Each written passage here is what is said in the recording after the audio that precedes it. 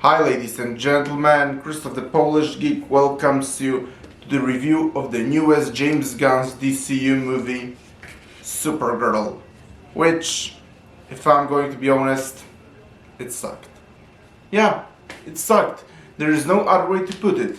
The movie was trash, because it's not like I had particularly high expectations for this movie anyway, because last year's Superman completely failed to impress me, and honestly it felt pretty much like a kids movie in many ways, but it had several good elements, and after all, what is this channel for anyway? But to none of my surprise, Supergirl simply wasn't good, and the biggest problem is that the entire plot of the movie is so derivative of plenty of other things you've seen before, but done in a most predictable and cliche way possible and executed even worse.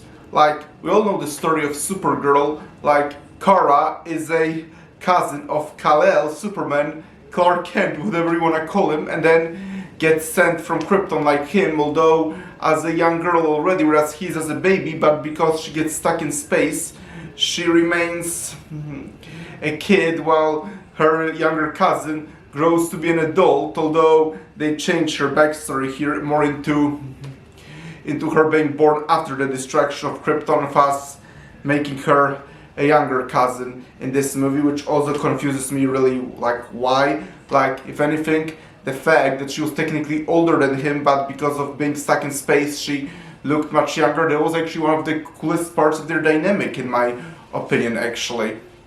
But whatever, and that's actually the best part of the whole movie. We actually saw the backstory of the destruction of Krypton, and I actually really liked the way the Krypton was portrayed in this movie. It felt so otherworldly, because now when I saw that, I realized that Krypton in Man of Steel actually felt pretty much like some futuristic version of Earth or something, like in a far future after millions of years or something. That's what Krypton felt like in Man of Steel, but here it actually felt so otherworldly. I mean, it still felt kind of futuristic and so medieval at the same time, or ancient. And so the way the Krypton was portrayed, I thought that was easily the best part. But even then, Cara Dune almost had nothing to do with it, and you could completely take her out of it, and the story of Krypton in this wouldn't have changed one bit. And I also have to talk about the acting in this movie, because I will give it credit. I think Millie Alcock tries to do her best with the role of Cara Dune she's given. I think she's a really good actress, and I do kinda feel guilty about complaining about it, because again, she's a pretty good actress. I just wish she's been given a much better script to work with, because it's clear that her heart and passion are all very much in the right place, and she tries to do best with the script she's given. It's just that when there is nothing to work with, you can't really do much. But again, Millie Alcock, I think, is a really great actress, and if she was given a much better script, I think she would be a really splendid Supergirl. And speaking of which, another problem in this movie is the main villain. Like, I don't even remember, like Krem was his villain, who's a leader of space pirates and human traffickers, which is actually a pretty unique concept for a superhero movie like Space Human Trafficker. And that's also a potential for a really despicable villain that you just want to see suffer, but the problem is, at the end of the day, he ends up to be nothing more than generic, and he doesn't even feel like a threat at all, and he's like possibly one of the worst superhero villains I ever seen, and not a single time he feels like a dangerous threat that he's supposed to be. Worse yet, when they were first introduced, that's around the time I was really becoming invested actually in the movie, and even started to think, let's see where this is going. This actually seems to have a potential before quickly regressing into a derivative plot that I've been talking about. But when Supergirl travels around the many planets for her 23rd birthday, like, why would anyone celebrate their birthday like that? But whatever, when Supergirl Kara travels around planets to celebrate her 23rd birthday, and then she meets those space pirates, and she also meets this little girl whose father was killed by Krem actually, and that little girl's goal is to avenge her father, and then she and Kara develop a strong bond, and that actually was when things started getting interesting. I was thinking, maybe their relationship and friendship is going to be the heart of this movie. this is setting up to be actually pretty interesting, only for it to just going nowhere. And it honestly felt like that they had this strong bond because the script told them they should have it, instead of actually making the chemistry between them work in any way. And even towards the end of the movie, and that's actually one of the worst parts, it feels like the final scene is a pure contradiction of something that happened right before. And now we're getting into spoiler territory, because for you to understand what I'm talking about, I will have to spoil the ending of the movie. Then again, perhaps you're not interested in the movie anyway, so I guess it won't matter much. But if you are interested, I suggest you leave now, because now I'm going to give away a huge spoiler. Sorry, still with me?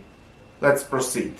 Again, the character arc of the little girl is that she wants to avenge her father, and that's why she wants to kill Krem. And then after the final battle, that's when she actually has Krem at his mercy, and then Kara says, "No, you are an innocent little girl, vengeance is wrong," which is a message that has been done quite a lot already, but in this it was executed worst possible way, especially that Kara contradicts it right several seconds later. The little girl goes away, and then Kara stabs him once, "That's for my dog," and then stabs him again and says, "And this is for the little girl." And if executed well, this could actually work, because it could actually show what a strong bond Kara actually developed with this little girl. But the problem is, it all feels so forced. Like, if she killed him because she wanted to protect her, yeah, like that would actually nicely contrast vengeance and justice and what it truly means to do the right thing. But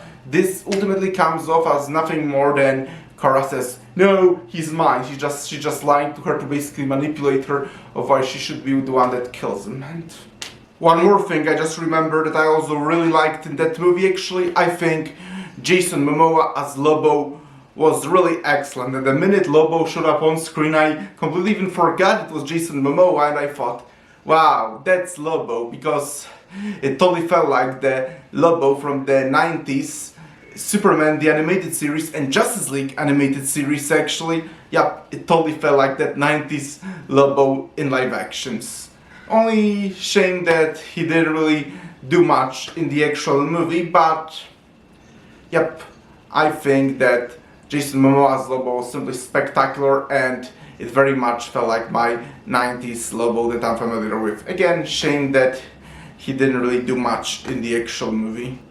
Ultimately, Supergirl, to none of my surprise, is pretty bad. Again, the plot is completely unoriginal and derivative, and you've seen a lot of it before, but way better. The villain isn't threatening, and there is no character development whatsoever, and it feels like the characters are pretty much what they started the movie in the beginning, and there is no change or anything.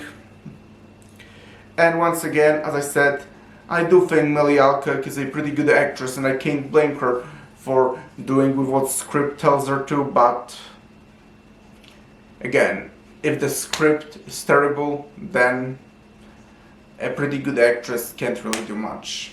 So ultimately, I absolutely do not recommend Supergirl, and in all honesty, I'm actually giving up on James Gunn's DCEU. I mean, again, I wasn't a huge fan of his last year's Superman anyway, so I was kind of giving up already then, and only watching those movies because I have a YouTube channel, but yep, I'm not optimistic anyway about James Gunn's DCU, and if it wasn't for this channel, I perhaps wouldn't be watching those movies anymore.